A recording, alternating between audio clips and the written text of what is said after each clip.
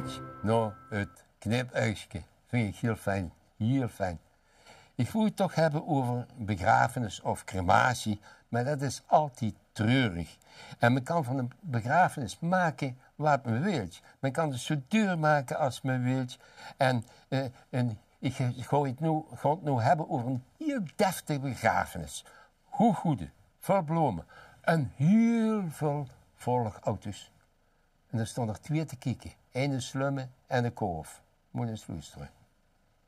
En een echte neuzel en hals.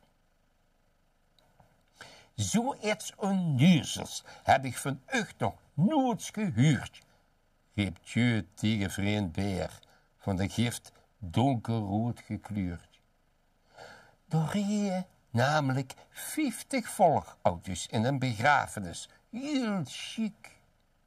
En Tjeu en Beer stonden door verbaasd samen naar te kijken, zo in het publiek. Wem zou er dood zijn? Vroeg Beer. Zijn ze nog goed wies?